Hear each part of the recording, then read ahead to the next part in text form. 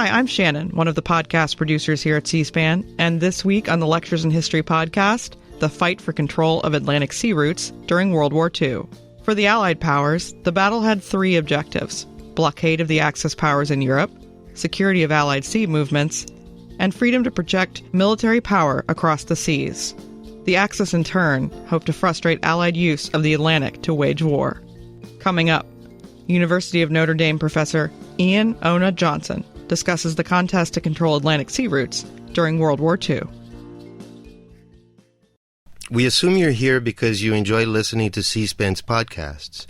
If you're a regular listener, please consider supporting our nonprofit operation so we can continue to bring you quality public affairs podcasts like these. Visit cspan.org/donate to learn more. All right, welcome back, students. Today we're going to be discussing the Battle of the Atlantic. We've got a couple of key questions we'll be attempting to analyze today. First, was the Battle of the Atlantic, as one of your authors has suggested, the most important victory in the Second World War? With that in mind, can we assess how much it reshaped the conflict on a global scale, beyond just the Atlantic? Second, what role did evolving technology have on this campaign? How did the cycle of technological innovation and improvisation affect its ultimate outcome? And third, why did the Allies ultimately win the Battle of the Atlantic and the Axis lose? What key decisions ended up resulting in that outcome? Now, before we jump into the narrative, I want to just indicate for you the stakes of the Battle of the Atlantic. The first key reason that the Battle of the Atlantic was so significant was, of course, military, operational. Most major operations of the Second World War would be determined by the amount of transportation available to the Allies at sea and the ability of them to safely convey troops, munitions, and materiel to different battlefields across the globe. Transportation was the key bottleneck in many of the strategic decisions facing the Allied leaders. If there weren't enough ships to safely bring men and their weapons to a given theater, the operation would have to be canceled, regardless of any other factor. And of course, this was particularly true as the United States and Great Britain were separated by bodies of water from all of the battlefields where they would be contesting Axis forces on the ground. Now, the most important of these strategic plans that depended so heavily on transportation at sea was, of course, the planned invasion of France, the opening of the Second Front. This would require the buildup of enormous forces in Great Britain itself. In other words, if the Allies could control the seas, particularly the Atlantic, millions of American soldiers could pour into Great Britain and prepare for the invasion of continental Europe. The second critical element, a critical outcome upon which the Battle of the Atlantic, which would be determined by the Battle of the Atlantic, was the survival of Great Britain itself. The great German hope, particularly before American entry into the war, had been that they could starve Great Britain into submission. After all, Great Britain was an island. It was not self-sufficient in food production. The Churchill cabinet calculated that Great Britain required roughly 26 million tons of imports a year just to survive, just to feed its own people and keep its factories running.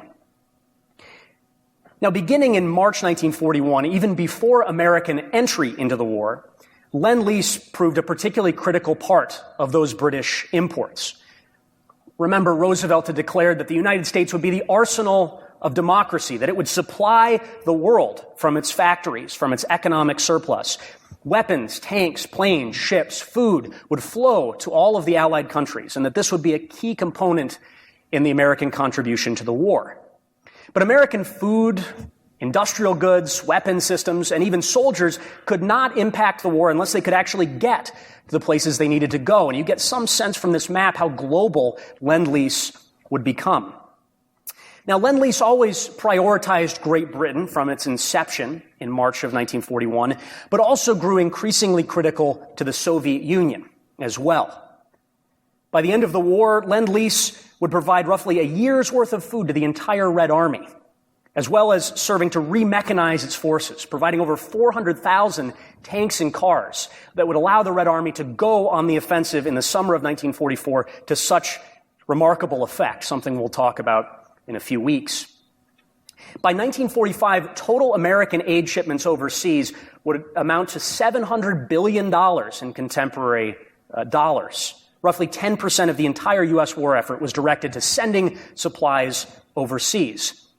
And again, without control of the seas, all of that American economic power could not be leveraged towards final victory. The stakes are thus very high when we begin thinking about the Battle of the Atlantic.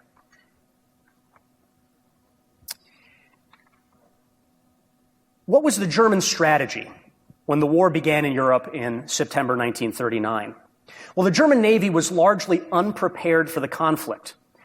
Admiral Erich Raeder, who was commanding the German Navy and had commanded the German Navy since 1928, was in many ways an antiquated man in his strategic and tactical views.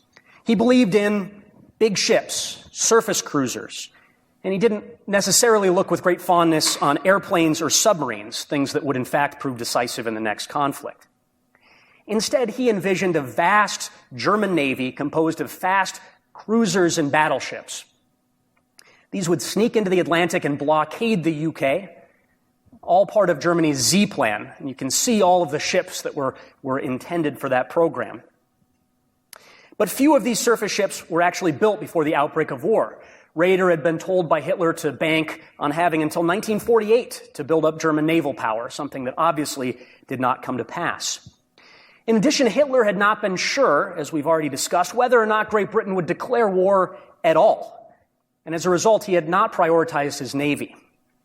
He hoped to avoid a naval arms race, the sort of thing that had guaranteed British entry into the First World War.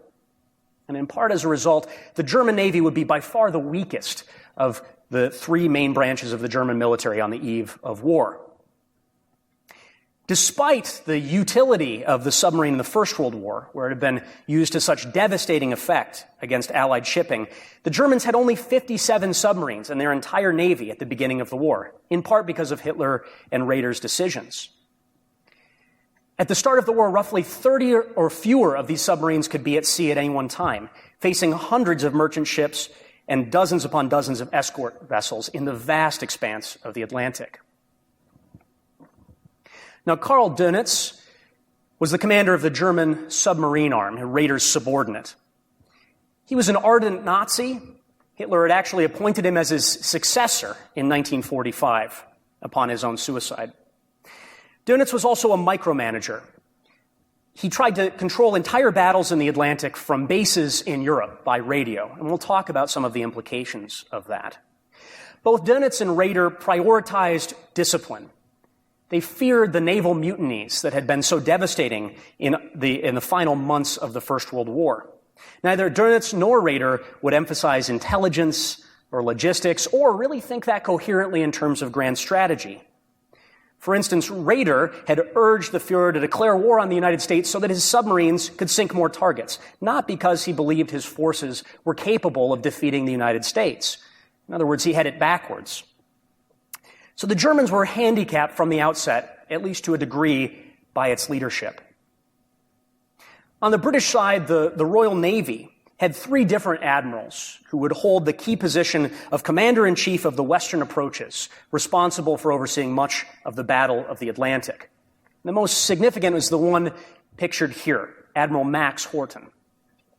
He would serve in this role from 1942 to 1945.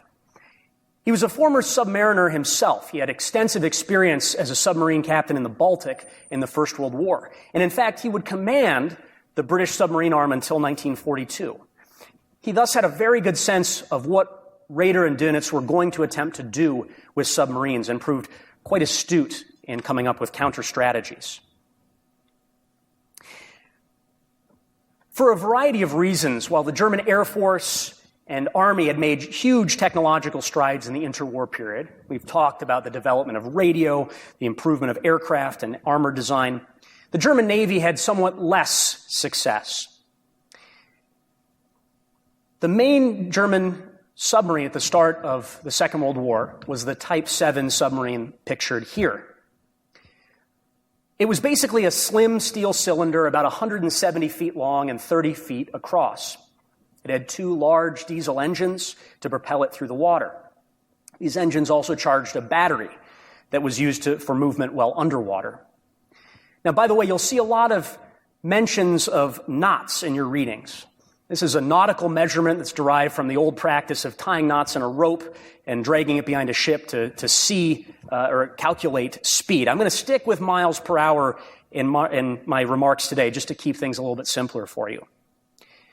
The Type 7's engines would let it run around 20 miles per hour on the surface, and about half of that underwater when relying on battery power. These diesel engines required oxygen, so when underwater, the submarine had to run on battery power, and it was quite limited in doing so. It could remain submerged for about 24 hours, which technically made it a submersible instead of a true submarine. But if it remained underwater for more than 24 hours, the submarine could run out of oxygen. The Type 7 could go down to about 700 feet in underwater, but any lower than that, and it risked being crushed by the pressures of the deep. The Type 7 could cover about 10,000 nautical miles at reduced speed. So for those who have a good sense of geography, that's around to the coast of the United States, eastern coast of the U.S., and back to Germany. Because of limitations in terms of their size, these submarines could only carry about 14 torpedoes on board at the best of times. Only 5 torpedo tubes from which to launch those 14. 4 were in the front and 1 in the rear. Now, these torpedoes themselves had a variety of technical issues which handicapped their reliability, though by 1942 they were generally quite good. And it should be noted that the Germans did better than the American Navy, who had so many torpedo issues. One captain demanded that the fleet at Pearl Harbor test a torpedo by dropping it on concrete outside their headquarters, hoist it up on a winch and drop it down. It didn't detonate, giving a sign that the Americans, too, had real serious issues with torpedo design. The Germans were better than that, but still constantly trying to innovate and make sure those torpedoes would detonate when hitting a given target. In addition to the torpedoes, most subs also had a gun mounted on their decks. You can see it in the image here. These were either to sink enemy ships or to shoot down enemy aircraft that might attempt to sink them from the skies. Now, while the Type 7 had a better range, more torpedoes, and could go deeper than World War I submarines, to save on cost and to speed up construction, the Type 7 had only a single hull. That is, it was one long steel cylinder.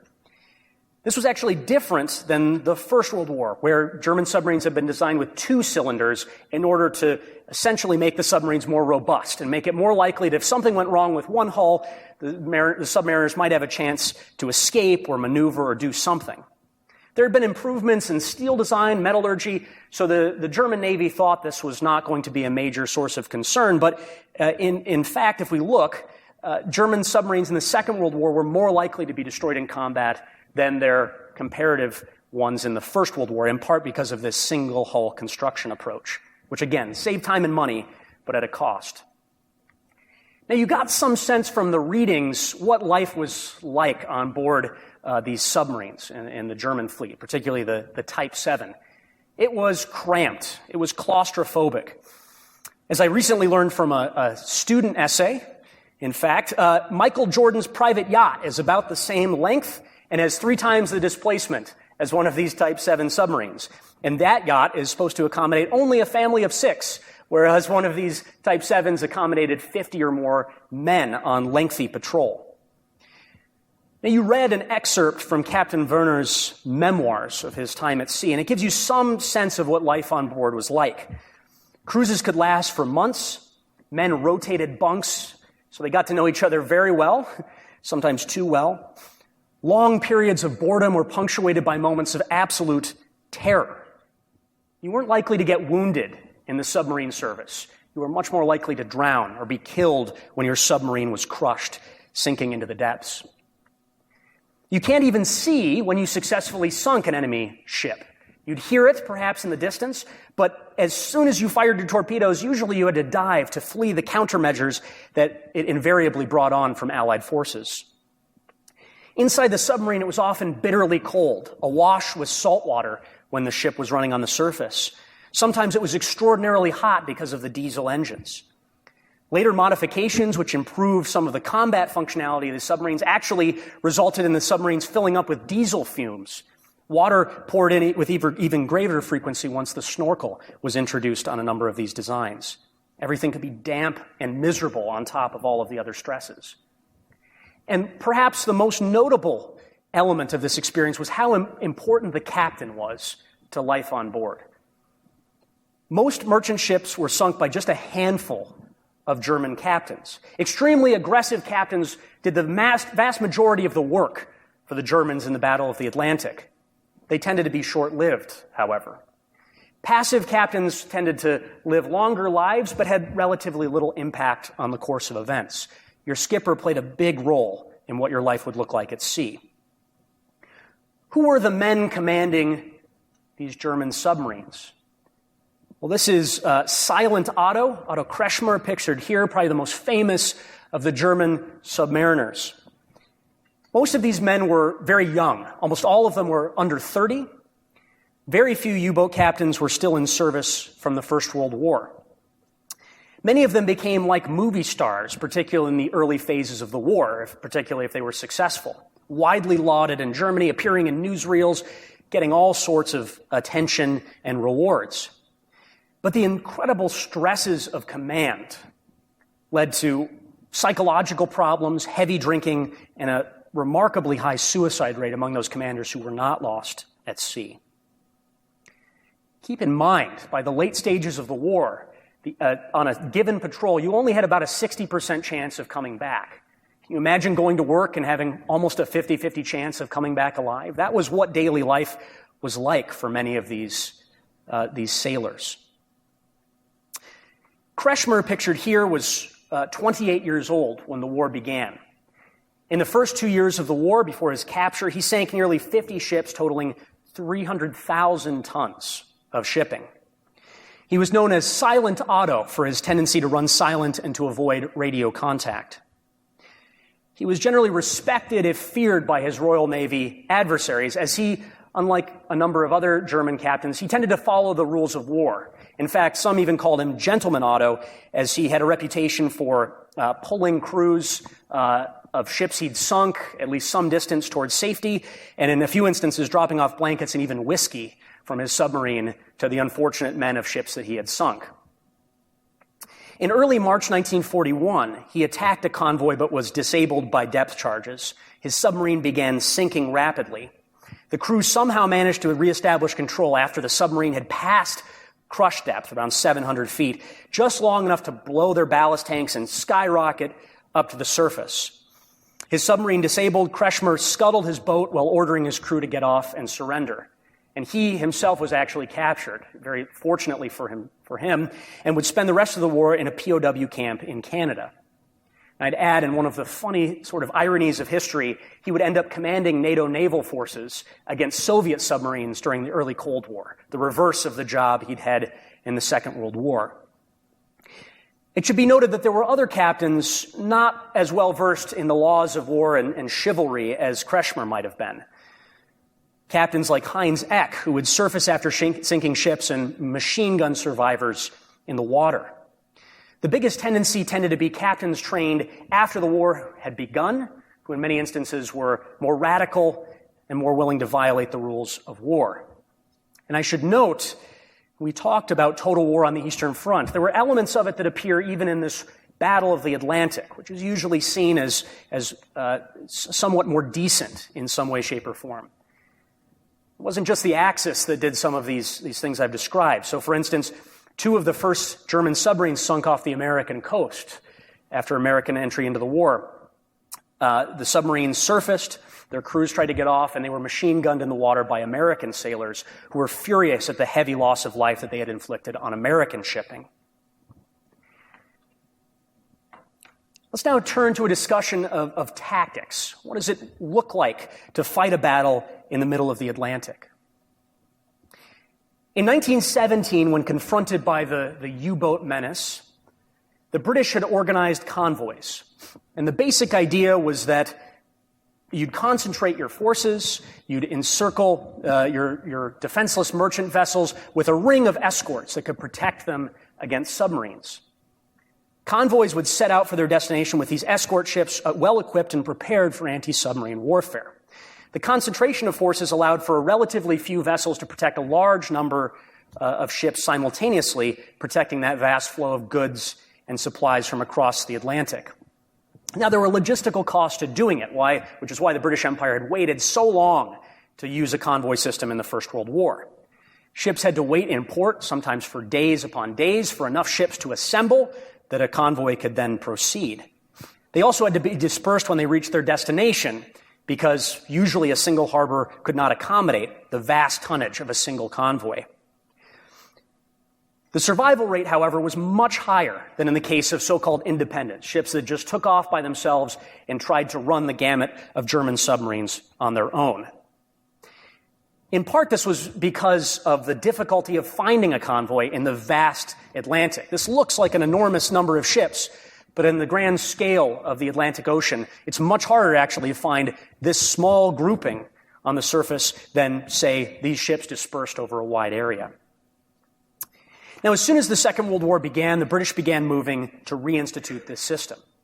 Now, Karl Dönitz, looking back on the First World War, had come up with what he viewed as the antidote to this British tactic. This was the idea of the wolf pack.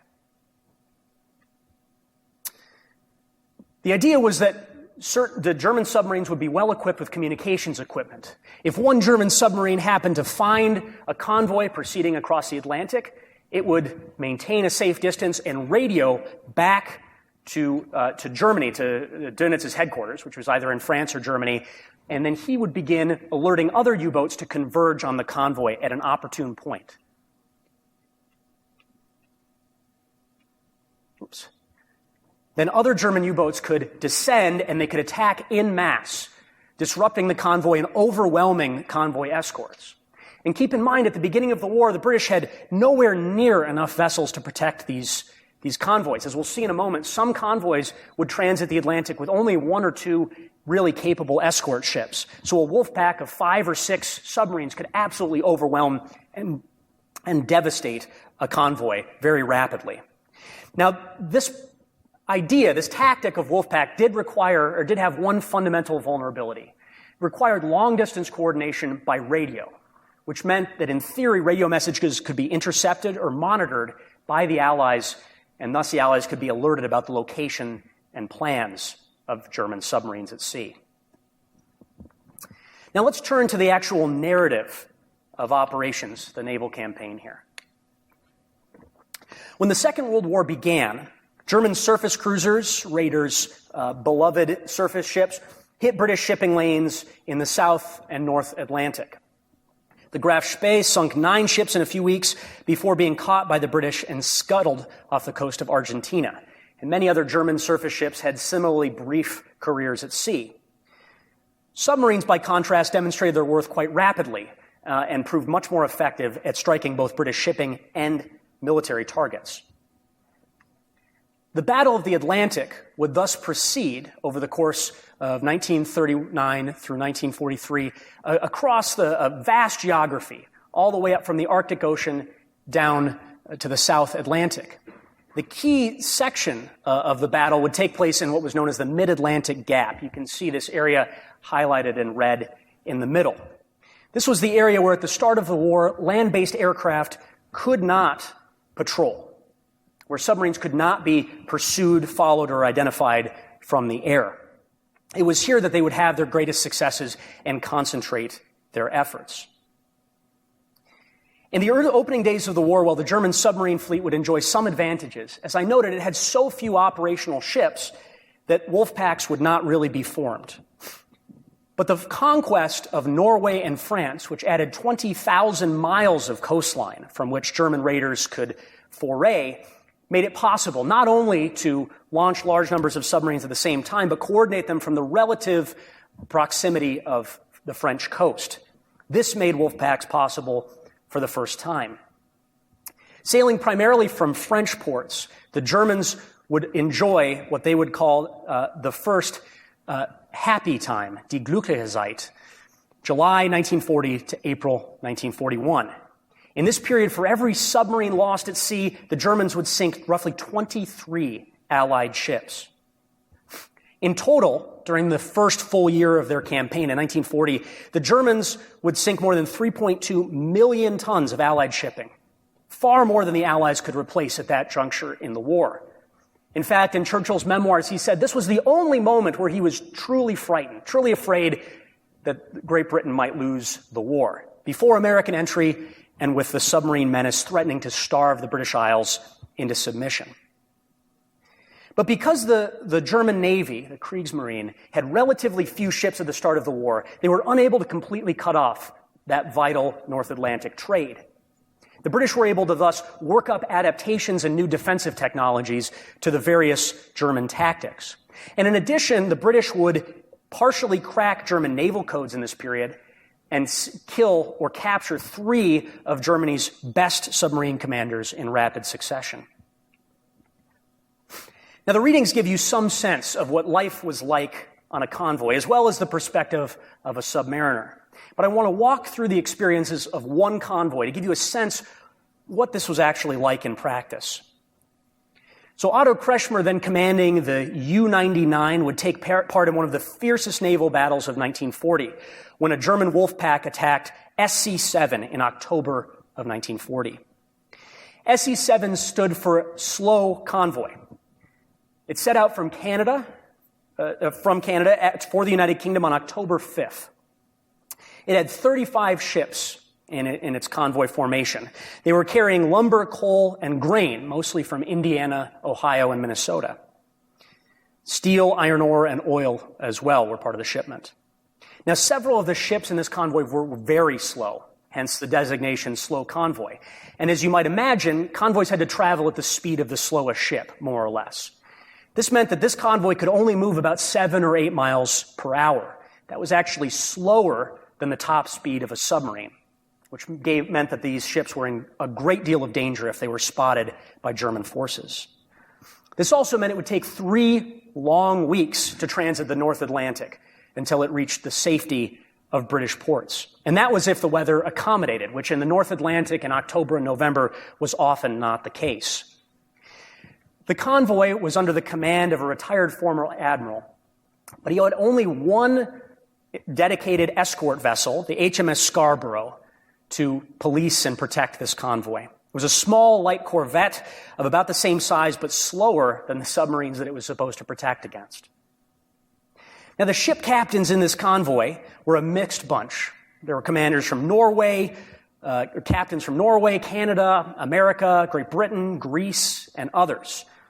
They sometimes obeyed orders and sometimes not. They were an independent bunch. These are not military officers in command of these transport vessels.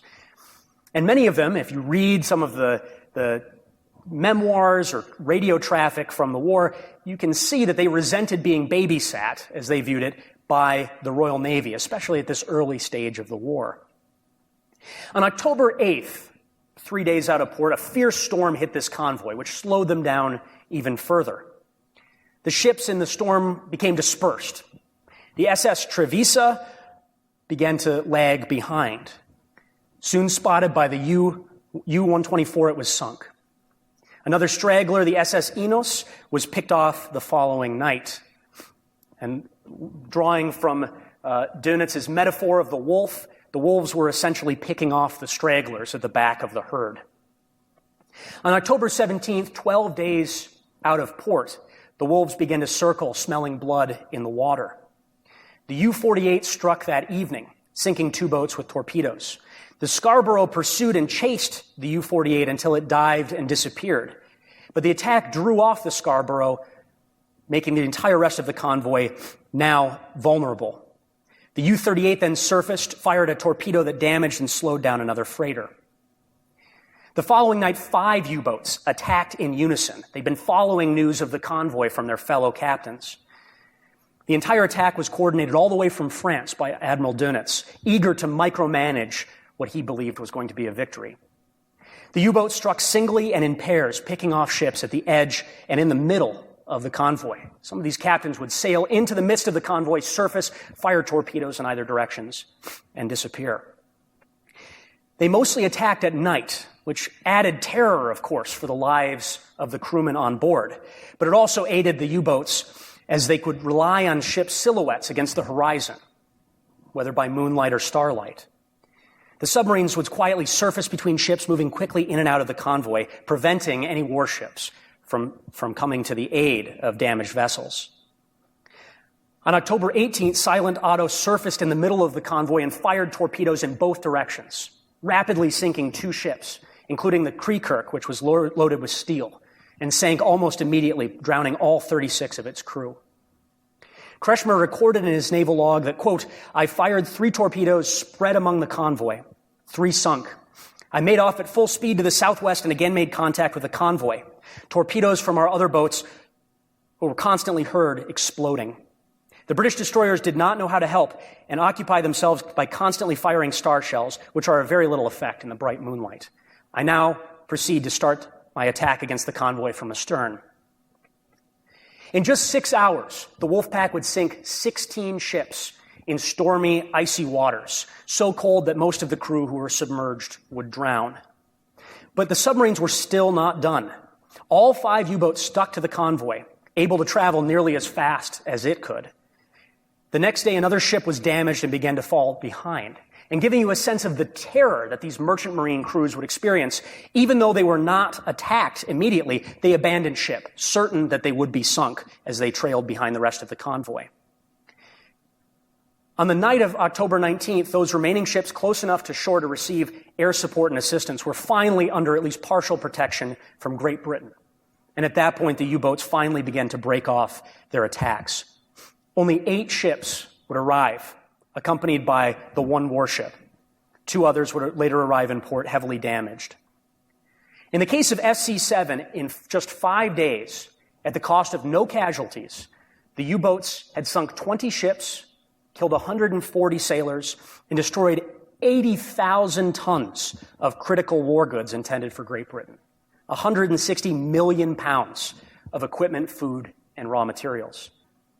I'm going to show you very briefly here a clip that gives us some sense of what these attacks looked like from the classic film Das Boot.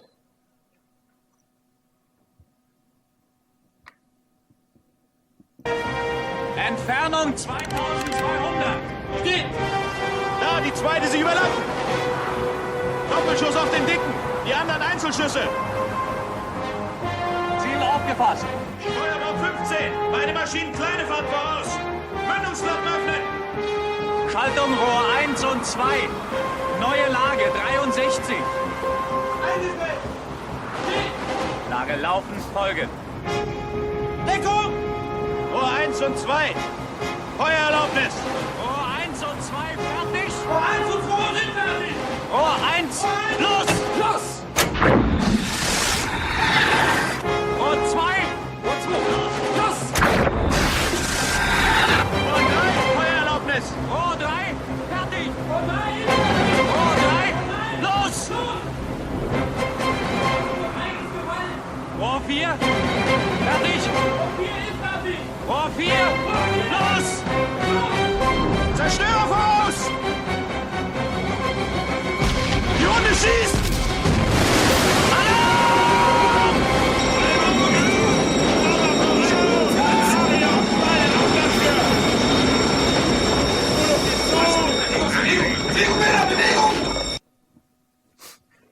The submarine immediately had to dive before seeing the results of its action as a result of the destroyer attack.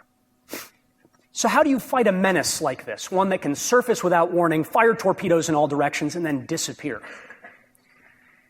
The British began, in particular, to try to find a solution through new technologies. The British would begin by modifying aircraft, at installing radar to try to detect surface contacts from a great deal of distance, and perhaps at night as well, something that was obviously hard to do by simply observing with your eyes. This led not just radar, but sonar and all of the other technological innovations that were introduced to try to combat the U-boat arm to a technological arms race, where each side attempted to develop new technologies that would give them the edge, either in terms of offensive or defensive equipment. So, for instance, the introduction of radar led the Germans to respond with a radar detector, as well as soundproofing the hulls of their ships in 1940. In response, the British began the mass use of the Hedgehog, which was an anti-submarine mortar that would allow its defending vessels to shoot a great deal of distance, a depth charge, rather than simply rolling them over the side. This, of course, made U-boats much more vulnerable from greater distance. In response, the Germans began to introduce more reliable, longer-range acoustic torpedoes, one that could hone in on the sound of a ship's engine.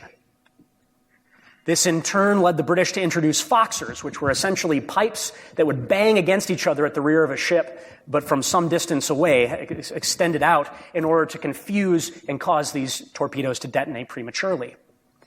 They also introduced anti-submarine airborne torpedoes that aircraft could drop from a great distance and destroy a submarine effectively from the air. And this challenge in particular, the growth and success of aerial innovations at sinking submarines, placed a great deal of strain on the German Navy. The small Type 7s were extremely vulnerable to aerial attack.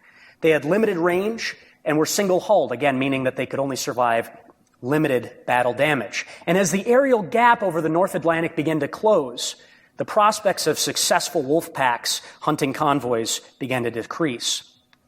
In response, the Germans began to pour resources into developing a submarine that was not actually a submersible, like the Type 7 and other designs that were then in service, that is, needing to surface and run on the surface at various times because of its engines. They began and tried to build a proper submarine that would be able to operate almost entirely underwater, the electroboats. These were produced in some numbers, but only 4 would actually enter service and only 2 would be produced or actually deployed by the end of the war. In other words, the Germans had fallen behind in this cycle of innovation and response, and by the end of the war had not found a solution to all of the Allied innovations with which they were confronted. Now, the other critical issue in the Battle of the Atlantic was intelligence. How do you find a convoy in the vast expanse of the Atlantic? Or how do you track down a wolf pack that could be anywhere, waiting on one of the major routes to ambush your shipping? The Germans had an edge at the beginning of the war. Their naval intelligence had in fact broken several of the major Royal Navy codes in 1939. And from 1939 to 1942, the Germans had a pretty good sense of where many convoys were at any given time. American codes were also cracked relatively rapidly after American entry into the war. But by May 1943, most of the Allied code systems had changed, and increasingly the Germans were unable to read their traffic. Now, the Germans themselves used a very complicated code-making machine to transmit and decrypt, the Enigma machine pictured here on the right. It used a very complex 3-rotor system, which could encode each letter in over 100,000 ways, which they thought made it unreadable, uncrackable. But the Poles had captured equipment related to the Enigma machine early in the war, which they brought following Polish defeat to Great Britain. And the British, using this technology and other sources of intelligence, began to crack German codes in the summer of 1941. One way in which they began to be able to read the codes was the fact that so many of them began with the 2-word phrase Heil Hitler, which gave them a common reference point that would enable their decryption. Information gathered from the increasingly complex British code-making system, or code-cracking system, was codenamed Ultra, and it was one of the most closely guarded secrets in the United Kingdom. The British were extraordinarily careful to conceal that they had cracked the codes, in many instances not using information that might have saved lives in order to avoid showing the Germans that, in fact, their codes had been cracked. The Germans suspected, Dönitz repeatedly ordered investigations to see if the Enigma machine might have been compromised. A 4-rotor Enigma machine that was supposed to be even more complicated was introduced in February 1942, though it was so complex that many radio operators in the German Navy were too lazy to use the 4th rotor, which thankfully gave extra time for British intelligence to begin working on cracking it. Only the invention of Colossus, an early computer, would in fact enable the huge number of calculations necessary to permanently crack the 4-rotor Enigma code. As a result, by the time Enigma was fully cracked, the Allies were able to pinpoint the whereabouts of every German submarine, and in particular, their logistical milk cows. These were submarines that would go out to sea with fuel and food and supplies and refill German submarines at sea so they did not have to come all the way back to the coast of France. Sinking them essentially made it impossible for the Germans to conduct a long war at sea, particularly against America's East Coast ports. The attack against SC-7, as I noted, was part of the first happy time for the German Navy. This period would end in late 1940, then resume again in December 1941. Why December 1941? Well, with the U.S. entry into the war, Germany suddenly had an almost unlimited number of targets at sea, ships that had technically been off limits beforehand. And the Americans, for a variety of reasons, refused to adapt the convoy system at first. They refused to black out cities that would have prevented ships from being silhouetted against major ports. All of this meant that a huge number of ships were sunk unnecessarily in the first 6 to 8 months of American entry into the war. In 1942, to give you some sense of this, the Germans would destroy nearly 7.5 million tons of shipping, with losses peaking that fall as Germany finally produced enough submarines to maintain large wolf packs at sea for extended periods. In November 1942, for the first time in the war, Germany sank enough ships that if it had continued that pace, Great Britain would have in fact run out of food and supplies. Between 1940 and 1943 in total, nearly 3,000 Allied ships would be sunk, with a gross tonnage well over 12 million tons. Over 3,600 ships, merchant and military together, would be lost in the Battle of the Atlantic in total, most of them in that critical period between 1940 and 1943. 72,000 sailors would be killed as a result. There was a 17% death rate in the British Merchant Marine, the highest actually of any service. But proportionally, U-boat losses would grow even higher over time. By the end of the war, 783 submarines out of 1,200 or so that the Germans had manufactured had been lost, 70% loss rate. As 1943 dawned, the number of ships sunk continued to remain high, but more and more U-boats were sunk per convoy launched. And you get some sense of this from the chart here. So the solid red line are tons of shipping lost to U-boats. The dotted line is new construction added. And the blue line here indicates the number of U-boats at sea. And you can see only for a brief period in 1941 did the losses Germany inflicted significantly or even consistently outnumber the amount of new construction. With the entry of the United States, the enormous manufacturing capacity of American shipyards was put to work for the Allies, and rapidly the Germans began to lose a war of attrition that would culminate in Black May 1943. With new technologies at their disposal, and in particular the introduction of a lot of aircraft systems, VLRs, or very long-range bombers, armed with new torpedoes and radar, the air gap would be closed and German submarines devastated. In a single month, that single month of May, Germany would lose 43 U-boats and sink only 58 ships. 1 in 4 of all other U-boats at sea would be damaged in this month. It became difficult for the Germans even to leave their bases in France without facing aerial attack. Dönitz essentially began to privately admit that his forces had been defeated by this juncture. I want to turn to a few takeaways now in our final minutes. First, a question we have to ask, and one I'm not going to answer, it'll be for your discussions on Friday, is this key question of whether Germany could have ever won the Battle of the Atlantic. To starve Great Britain, the Germans concluded they would need to sink 700,000 tons of shipping a month, between 50 and 100 average-sized convoy vessels. They only achieved that once, only 1 month of the entire war, November 1942. And at that juncture, the war was already going against the Germans on almost every front, as we've seen. I want to provide some arguments about why the Allies won and the Axis lost here. One of the key factors was obviously strategy and leadership. The Germans lacked the number of submarines they needed to overwhelm the British at the start of the war, in part because of choices made by the German Navy in the interwar period, particularly by Admiral Raeder. In addition, the strategy at the start of the war did not necessarily align with the means that Germany had to carry it out, and it took some time for Germany to adjust. This technological innovation argument that I presented is also a common one, a very important one that we see in explaining Allied victory. Darwin, in his Origins of the Species, made an argument that it wasn't the strongest of the species that would survive, nor the most intelligent, but instead the ones most adaptable to change. And some historians have drawn a parallel here. The Germans were slower to adapt, in part because they had fewer resources to do so, but also because their system did not encourage the innovation that might have led to the innovations that might have enabled them to win the Battle of the Atlantic. Another key element was the fact of attrition. German submariners went after defenseless or lightly armed merchant vessels, but they in turn were hunted by aircraft and by enemy warships. Those warships were very rarely sunk. What that meant was that German submarines, when they were sunk, their crews and their experiences were lost with them. But in many instances, those protecting the convoys, even if their ships were sunk, would survive to fight again.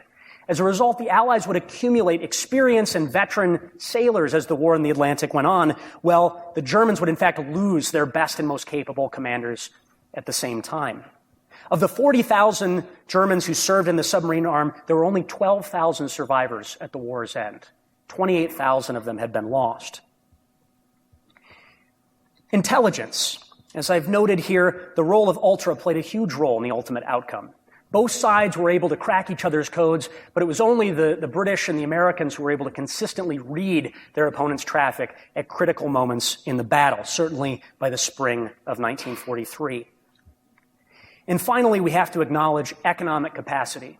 It doesn't explain everything by itself. All of these other factors were, of course, important too. But the United States and Great Britain produced almost 40 million tons of shipping during the war, and the Germans only sunk 20 million tons.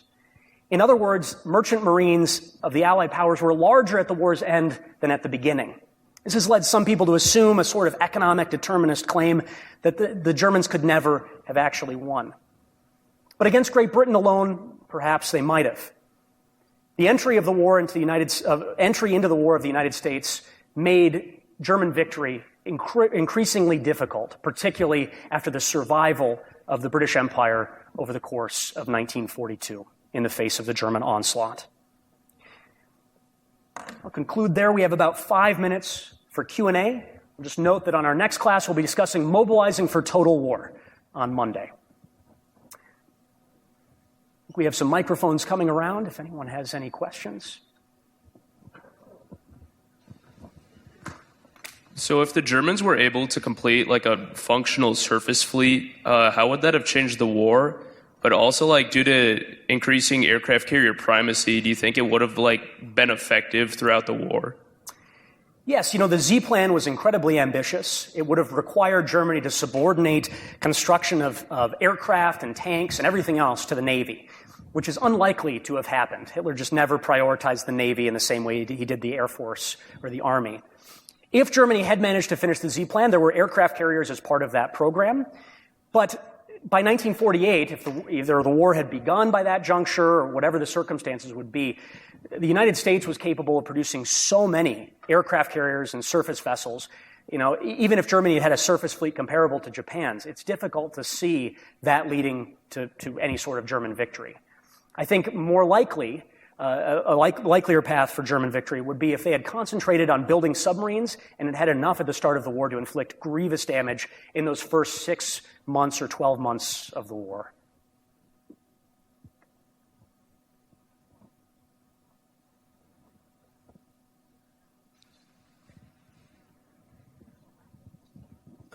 Was there ever any attempt to stop or disrupt German shipping lanes by the Allies? To stop the German ships from transiting? Yes, so a large number of German ships were either captured or in neutral port or in Allied ports at the start of the war, and those were captured and turned over to the Allies. In fact, the British reaped a windfall of transport vessels thanks to the fall of France, Greece, and Norway. All of those merchant marine vessels that were on the world's oceans became essentially Allied property after the fall of those countries. Germany's merchant marine is quite small, and most of what there was transiting the Baltic, trying to get steel from Swedish mines into northern Germany. There were some essentially blockade runners that were trying to get to Japan and elsewhere, but these were quite few in number.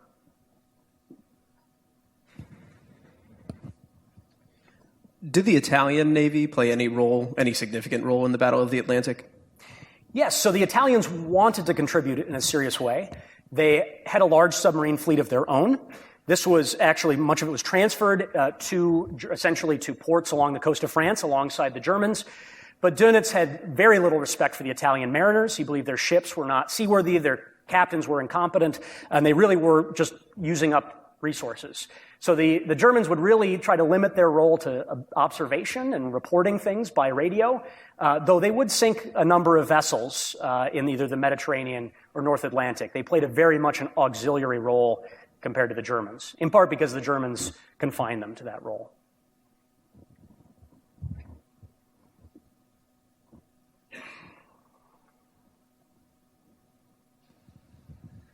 You mentioned that the British concealed that they cracked the German code. Was there any significant consequences to that? Yes, so there were a number of instances where key information essentially could not be acted upon for fear of revealing that the Allies had cracked the codes. To give you one example, the British were so concerned that a lot of this key intelligence might be leaked that in one instance, an American, very enthusiastic American captain captured a German submarine intact on the high seas, and he towed it into harbor in Africa, essentially declaring to the world, look what I did, this is amazing. And the British were horrified because, of course, if there was any German observer present, they would know that a submarine had been captured intact with its Enigma machine, and they might essentially change their rotors or change their entire communication systems. So they basically told the Americans to, get your guy under control, kind of punish this poor captain who'd done such a brave thing, maybe without realizing that he was in danger of compromising part of the Allied war effort. So I know that Germany worked a lot in the Atlantic, but did Germany ever work with Japan in regards to destroying shipping in other areas around Africa or in Asia?